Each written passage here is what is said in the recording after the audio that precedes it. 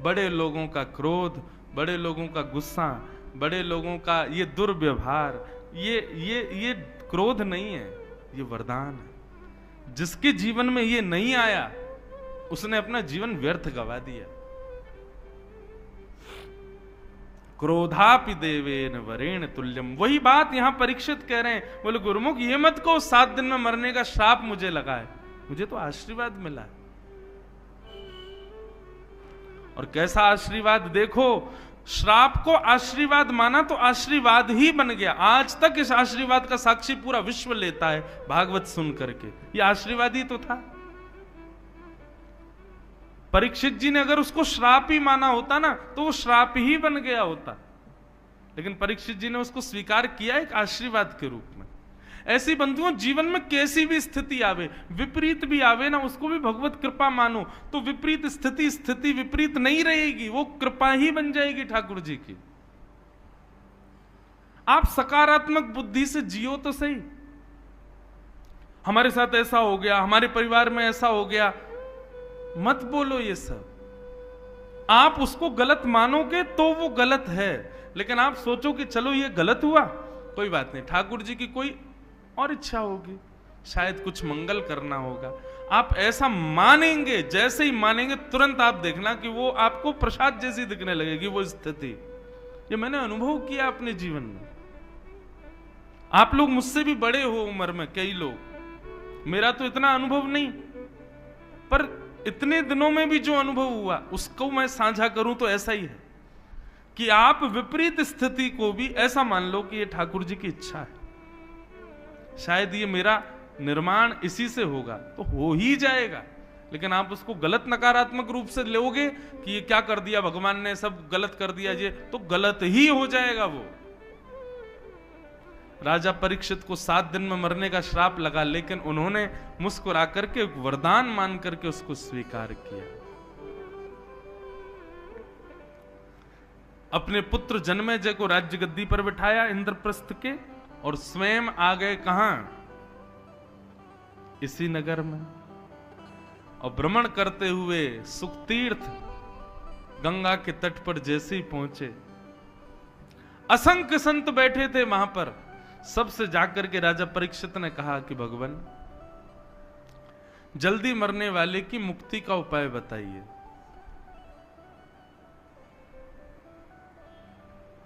सबने अलग अलग भाव बताए, लेकिन तभी वहां पर श्री सुखदेव जी का आगमन हुआ। हाथ जोड़ करके सब लोग वंदन करो। तत्रा भवद भगवान व्यास पुत्रो यदिच्छया कामट मानो नपेक्ष अलक्षलिंगो निजलावतुष्टो व्रतस्य वालै अवधूत भेष। बोलो सुखदेव जी महाराज की। अच्छा, यहां पर परीक्षित जी ने सुखतीर्थ में आकर के एक आसन लगाया और कहा जल्दी मरने वाले की मुक्ति का उपाय क्या है, इसका उत्तर जो भी दे इस आसन पर बैठ के दे। मेरे जीवन के 7 दिन बचे, मैं क्या करूं। तो किसी ऋषि की इतनी हिम्मत नहीं हो रही थी कि उस आसन पर बैठ जाएं। बोले कहीं हमने 7 दिन में मुक्ति नहीं दिलाई तो। लेकिन महाराज सुखदेव जी का कैसा स्वरूप, सीधे चलते हुए आए, आसन पे ही आके बैठे सीधे। मानो उनको इतना विश्वास था कि अब तो परीक्षित तुम हमारे हाथ में हो, हम ही पार करेंगे तुमको। ऐसा गुरु बंधुओं जीवन में सबको प्राप्त हो। सुखदेव जी आकर के विराजमान हो गए। परीक्षित जी ने चरणों में प्रणाम किया और चरणों में प्रणाम करते हुए कहा भगवान आप जैसे संतों का तो घर बैठ के स्मरण कर लें तो पवित्र हो जाते हैं, परंतु प्रत्यक्ष दर्शन मिल जाए तो कहना ही क्या है। नाथ, मैं आपके चरणों में प्रणाम करते हुए कहता हूं मेरे जीवन के केवल 7 दिन बचे हैं, मुक्ति का उपाय बताइए। मैं 7 दिन में मुक्ति कैसे प्राप्त करूं। अतः पृच्छामि संसिद्धिम योगिनाम परमम गुरुम पुरुषस्येह यत् कार्यम म्रियमाणस्य सर्वथा। मेरे जीवन के केवल 7 दिन बचे।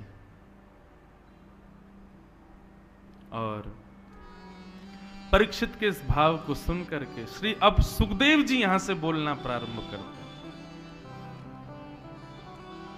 मैं ये भाव जब भी सुखदेव जी कथा में आते हैं तब ये भाव जरूर गाता हूं, और आज तो हम ही सुख तीर्थ में आए हैं, तो आज कैसे रह जाऊं।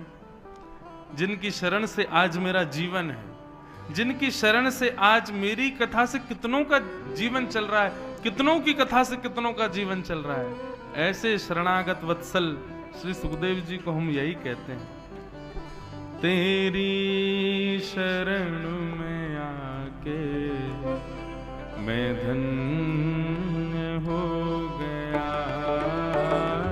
तेरी शरण में आके मैं धन्य हो गया,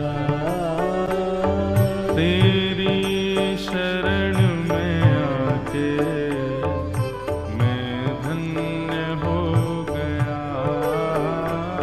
तेरी शरण में आके मैं धन्य हो गया, वो तुझको अपना बना के मैं धन्य हो गया, तुझको अपना बना के मैं धन्य हो गया, जन्मों की प्यास थी जो, जन्मों की प्यास थी जो, जन्मों की प्यास थी जो, जन्मों की प्यास थी जो, संपन्न हो गया, तेरी शरण में आके मैं धन्य हो गया, तेरी शरण में आके मैं धन्य। श्री सुखदेव जी महाराज की। दिशा और दशा दोनों को जो सुधारे वो गुरु है।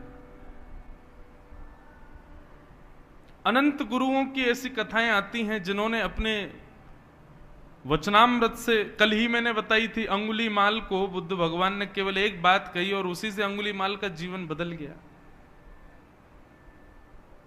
ऐसे ही एक भक्त का चरित्र भी हम हिसार में सुना रहे थे, घाटम दास जी। उनका नाम पहले घाटम ही था, दास जी तो वो बाद में बने। तो घाटम जी का चरित्र इतना सुंदर है कि घाटम जी जयपुर के पास के गांव के बहुत बड़े चोर थे,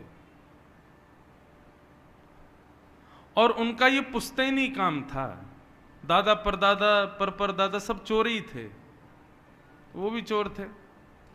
उनके यहाँ एज अ बिजनेस देखा जाता था, इस काम को गलत नहीं मानते थे। तो रात्रि में जब लोग बाग निकलते थे उस नगर से, उस गांव से, तो घाटम जी बैठे रहते थे और उस व्यक्ति को पकड़ करके लूट लेके जाना, यही उनका काम था। एक बार घाटम जी बैठे थे, देखो भगवत कृपा कैसी, गुरु भी बंधुओं भगवत कृपा से ही आते हैं जीवन में। आप सोचो, जो लोग कहते हैं हम ढूंढ रहे हैं गुरु जी कोई मिल जाए तो बनाएंगे, कभी नहीं मिलेंगे। अपने कर्तव्य कर्मों को आप सुदृढ़ करो, ठाकुर जी कृपा करके अपने आप गुरु भेजेंगे आपके जीवन में।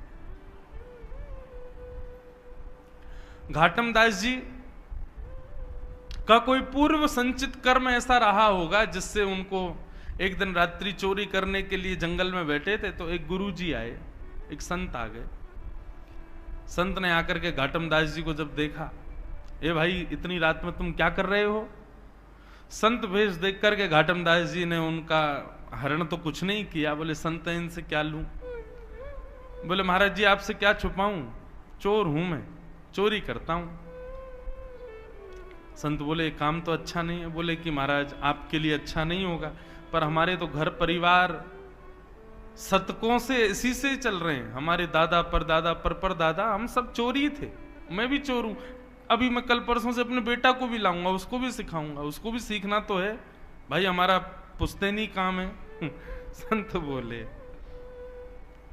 क्यों करते हो, गलत है ना, किसी की मेहनत की कमाई को तुम ऐसे लूट लेते हो। बोले तो हम भी तो मेहनत करके लूटते हैं, हमारी भी तो मेहनत है। वो व्यक्ति सत्कर्म करके कमा रहा है, हम मेहनत करके पूरा मंत्रणा बना के लूट रहे हैं, तो इसमें भी तो मेहनत है। घाटम दास जी के वचन सुनकर के संत बोले भैया इसके रग रग में चोरी है, नहीं निकल पाएगी। संत ने उनके चरणों में, घाटम दास जी ने चरणों में प्रणाम किया। बोले आप आज्ञा करो, यदि आपके मन में कोई भाव हो तो। बोले भाई तुम मेहनत करके धन कमाया करो। बोले मेहनत ही तो करता हूं नाथ। संत बोले ये नहीं सुधरेगा। संत बोले तो ठीक है, एक काम करो, तुम सब जो मन करे वो करो, 4 काम हमारे कहे के करो। बोले आज्ञा करो। पहला, सदा सत्य बोलोगे, कभी झूठ नहीं बोलना। चोरी की तुमको छूट है, तुम चोरी करो, डकैती डालो, लेकिन तुम सदा सत्य बोलोगे। घाटम दास जी बोले ठीक है। दूसरी बात, साधु संत वैष्णव जब दिख जाएं, जहां दिख जाएं, उनकी सेवा करोगे। घाटम जी बोले जो आज्ञा। तीसरी बात, जीवन में जो कुछ भी पाओगे उसको पहले भगवान को निवेदित करोगे, चाहे चोरी की सामग्री क्यों ना हो, पहले भगवान को अर्पित करो, उसके बाद अपने जीवन में उसका प्रयोग करना जी। और राह चलते किसी भी मठ मंदिर को यदि देखो तो 100 काम छोड़ के पहले वहां प्रणाम करो, दर्शन करो, परिक्रमा करो, फिर आगे चले। ये 4 काम तुमको करने, समझ आ गए कौन कौन से? पहली बात सत्य बोलनी है, दूसरा संत ब्राह्मण वैष्णवों की सेवा करनी है, तीसरा कुछ भी सामग्री लोगे पहले ठाकुर जी को निवेदित करनी है, प्रसाद बना के उसको स्वीकार करना है, और चौथी बात, राह में कोई भी मठ मंदिर मिले पहले वहां प्रणाम करो, फिर आगे चलो। घाटम जी बोले ये तो मैं कर सकता हूं, बस चोरी की छूट है। बोले हाँ खूब चोरी डकैती करो, बस ये 4 काम ध्यान रखना। ऐसा कह के संत चले गए। घाटम जी तो महाराज जब ऐसे ही रहने लगे, सत्य बोलते थे, संतों की सेवा करते थे, कोई भी चोरी करते पहले भगवान को देते, फिर अपने प्रयोग में लेते, और कहीं भी कोई मंदिर मिलता प्रणाम करते। गुरु के बताए मार्ग पर चल रहे थे तो चोरी में उनको और ज्यादा लाभ होने लग गया। अब ज्यादा ज्यादा गहने मिलने लगे और ज्यादा उनके घर को लाभ होने लगा। घाटम जी बड़े खुश, बोले बढ़िया गुरु जी मिले हैं, बस ये 4 सरल से नियम बता गए हैं, सब बढ़िया चल रहा है। एक दिन गुरु जी ने घाटम जी को निमंत्रण भेजा कि हमारे मठ का उत्सव है, पधारो और कुछ सेवा करो यहाँ पे। तो घाटम जी बोले गुरु जी के उत्सव में सेवा करनी है, कोई छोटी मोटी सेवा नहीं, ऐसी सेवा करूं कि पूरा उत्सव का सारा खर्चा मैं ही करूं, तब मुझे सुख मिलेगा कि मैंने गुरु जी को दक्षिणा दी। तो बोले उसके लिए बड़ी चोरी करनी पड़ेगी, क्या करें? तो बोले कि महाराज जिस नगर में हम रहते हैं वहां के राजा के बड़े मूल्यवान घोड़े हैं, यदि एक घोड़ा उनमें से चुरा लिया जाए और उसके बदले जो धन आए वो इतना धन होगा कि गुरुजी के एक नहीं 6-7 उत्सव मैं ही करवा दूंगा। तो घाटम जी ने एक सिपाही का रूप धारण किया, राजा के दरबार में जाने लगे। द्वारपालों ने पूछा कहां भाई, कहां कहां कहां घुसे चले जा रहे हो भीतर, कौन हो? थे तो सिपाही वेश में। अब पूछा कौन हो, तो सत्य बोलते थे। बोले चोर हूं, चोर हूं, चोरी करने आया हूं। तो सिपाहियों को ऐसा लगा कि भैया ये कोई राजा का अंतरंग व्यक्ति है और हमने इससे पूछ लिया कि तुम कौन हो, तो इसको बुरा लग गया है, इसलिए ये व्यंग में बोल रहा है कि चोर हूं। अरे भैया क्षमा करो, जाओ जाओ भीतर जाओ। घाटम जी बड़े खुश, सत्य बोल रहा हूं फिर भी देखो आज्ञा मिल रही है, जाओ। घाटम जी भीतर गए, राजा के 4 घोड़े थे, उनमें सबसे महंगा घोड़ा काला वाला था, वही चुराया, उस पर बैठ करके और महाराज बाहर निकलने लगे। तो सिपाहियों ने फिर पूछा, बोले ये तो राजा का घोड़ा है, इसको लेके कहां जा रहे हो? बोले बताया था ना चोर हूं, चोरी करने आया हूं, घोड़ा चोरी करके ले जा रहा हूं, अपने घर बेच दूंगा इसको। सिपाहियों को फिर लगा, बोले अब तो कुछ ज्यादा ही बुरा मान गए लगते हैं ये हैं? ये कोई राजा के कार्य से आया व्यक्ति है, हम बार बार इसको टोक देते हैं तो बेचारा बुरा मान जाता है, अपने आप को चोर बताता है। अरे भैया क्षमा करो, तुम जाओ जाओ ले जाओ। घाटम दास जी ले गए। घाटम दास जी घोड़े पर बैठे, बोले गुरुजी की पहली आज्ञा पूर्ण हो गई। गुरुजी ने कहा था जो भी सामग्री लो पहले ठाकुर जी को निवेदित करो। हे ठाकुर जी, ये घोड़ा आपका ही है, ये राजा का नहीं है, मेरी मन बुद्धि स्वीकार कर चुकी है, ये आपका है।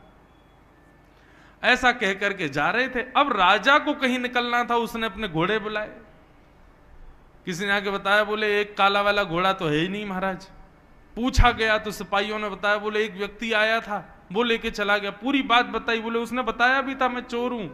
राजा बोले तो तुमने उसको पकड़ा क्यों नहीं? बोले हमको लगा इतना सत्य कौन बोलता है, वो बोल रहा था कि मैं चोर हूं, चोरी करने आया हूं, लाग जाके बेच दूंगा। तो हमको लगा महाराज का कोई निजी सेवक है, बुरा मान गया इसलिए ऐसे बोल रहा है, इसलिए छोड़ दिया।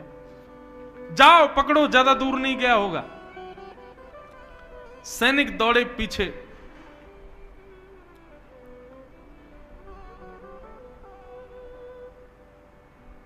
सैनिक पीछे दौड़े। अब यहां घाटम जी घोड़ा लेकर के जा रहे थे।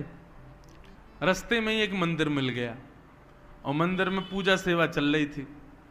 घाटम जी को वैसे भागना तो था, बोले भैया पीछे सैनिक लगे हैं, लेकिन नहीं, कोई बात नहीं, पकड़े जाएंगे तो ठीक है, गुरु आज्ञा रक्षा करेगी। गुरु जी ने कहा था पहले मंदिर प्रणाम करना। घोड़े को एक पेड़ पर बांध दिया, घाटम जी भीतर चले गए। मंदिर में दर्शन करने के लिए गए, इतने में ही सिपाही आए। सिपाहियों ने मंदिर के बाहर पेड़ से बंधे हुए घोड़े को देखा। घोड़े की कद काती और उसका नैन नक्श तो सब वही थे जो राजा के घोड़े के थे, पर उसका रंग अब श्वेत हो गया था। वो काला नहीं था, अब सफेद हो गया था। क्यों? क्योंकि घाटम जी ने उसको भगवान को निवेदित कर दिया था। बोले ठाकुर जी आपका है। ठाकुर जी ने उसका रंग ही बदल दिया।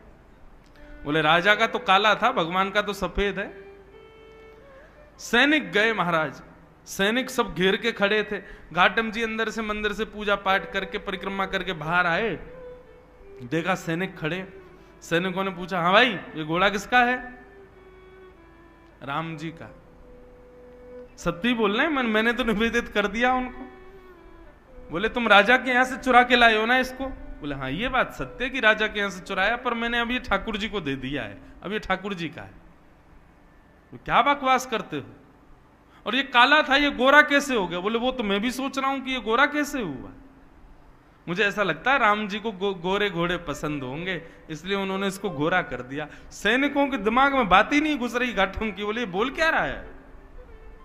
बोले भाई कद काटी तो वही है, सब नैन नक्श वही है राजा के घोड़े के जो थे, ये गोरा कैसे हो गया? तो घाटम जी बोले मैं बोल भी तो रहा हूं कि मैंने चुराया, और जब चुराया था तब काला था, पर राम जी को निवेदित किया तो गोरा हो गया। सैनिक बोले ऐसे काम नहीं, इसको पकड़ के ले चलो, ले चलो इसको। पकड़ के राजा के सामने ले गए। राजा ने कहा भाई घोड़ा तो ये मेरा ही है, पैरों में नाल भी वैसी, आंख भी वैसी, कान भी वैसे, गले के बाल भी वैसे, सब कुछ, लेकिन ये गोरा कैसे हो गया? और 1 घंटा भी नहीं हुआ तुमको चोरी किए, इतनी जल्दी कोई पुताई करके रंग तो बदल नहीं सकता, ये रंग इसका गोरा कैसे हुआ? घाटम जी बोले क्योंकि नाथ ये पहले आपका था, अब ये राम जी का है। बोले राम जी का मतलब? बोले मैंने राम जी को निवेदित कर दिया, उनको दे दिया, प्रसाद बन गया, अब ये उनका प्रसाद है, उनको गोरे घोड़े पसंद होंगे इसलिए गोरा हो गया। आपका ही है, मैं मानना हूं मैंने ही चोरी किया है, पर ये अब राम जी को दे के मैंने गोरा करवा लिया।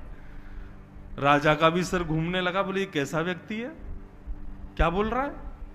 बोले सुनो ये झूठ बोल रहा है, ये चोर को बचाने का प्रयास कर रहा है। चोर तो इसने भगा दिया असली घोड़े के साथ, और ये नकली घोड़ा लाके हम लोगों को गुमराह कर रहा है। नहीं नहीं महाराज मैं झूठ नहीं बोलता, ये आपका ही घोड़ा है। बोले यदि ये मेरा घोड़ा है तो मेरे घोड़े की एक पहचान है कि उसके गले के पास में एक मस्सा है बालों के भीतर। बोले देख लो। आकर के महाराज बाल हटा करके देखे, राजा तो महाराज मूर्छित जैसा हो गया, मस्सा दिख गया उसको। बोले असंभव, ये गोरा कैसे हो गया? बोले मैं बता रहा हूं ना, ये राम जी को निवेदित कर दिया मैंने। राजा चरणों में गिर गए, भैया तू क्या बला है, तू ये बता पहले। सत्य भी बोल रहा है, चोरी भी कर रहा है, सबको बता भी रहा है मैं चोर हूं, सब कुछ कर रहा है, और अब तो ये है क्या? बोले मैं अपने गुरु की आज्ञा का पालन कर रहा हूं, मैं चोरी करता हूं, चोर हूं, पर मैं सत्य बोलता हूं। जो भी सामग्री चुराता हूं पहले भगवान को निवेदित करता हूं, संतों की सेवा करता हूं, और कहीं भी मंदिर दिखे, मठ दिखे तो प्रणाम करता हूं। महाराज राजा बोला ये चोर बनने योग्य व्यक्ति नहीं है। बताओ कितना सत्यव्रत अपने गुरु के वचनों के प्रति।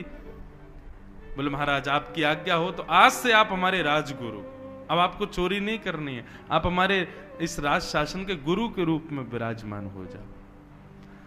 घाटम जी ने जब ये शब्द सुना तो नेत्रों से अविरल अश्रुधार गिरने लगे और अपने गुरुदेव को याद करके रोने लगे। मेरे गुरुदेव की सहज वाणी का मैंने पालन किया, चोरी करता था, सब गलत काम करता था, केवल उनकी वाणी का पालन करने पर आज मुझको एक राजा का गुरु पदवी प्राप्त हुई। यदि मैंने कार्य भी सत्कृत्य किए होते तो आज एक राजा नहीं साक्षात राम जी मुझको गोदी में बिठाते। मैं आज के बाद चोरी नहीं करूंगा। और उस दिन से घाटम जी का नाम बदल गया और उन्होंने अपना नाम रखा घाटम दास। और केवल साधारण सी गुरु आज्ञा से एक चोर, जिसके पुश्तैनी चोर हैं सब, ऐसे घाटम जी परम भक्त वैष्णव हो गए। पर घाटम दास जी पद लिखते थे, उनका एक पद बड़ा सुंदर है। घाटम दास जी क्या गाते? जे नर रसना नाम उचारे, जे नर रसना नाम उचारे। सब लोग ध्यान से सुनना, घाटम जी क्या कह रहे हैं? बोले जो व्यक्ति अपनी जीभ से भगवान का नाम गाता है उसका क्या होता है? केतक बात आप तरवे की, केतक बात आप तरवे की, कोटि पतित निस्तारे, कोटि पतित निस्तारे। जे नर रसना नाम उचारे, जे नर रसना घाटम दास जी कहते हैं यदि तुम सोच रहे हो कि तुम अपना कल्याण स्वयं कर लोगे, कभी नहीं कर पाओगे। जब तक तुम्हारी जिह्वा पर भगवान नाम नहीं आएगा तब तक तुम्हारा कल्याण नहीं हो पाएगा। इसलिए अपनी जिह्वा पर दुनिया भर की सामग्रियों को बैठा करके उसको सुशोभित मत करो। जीव तो तब सुशोभित होगी जब राम नाम इस पर विराजमान होगा।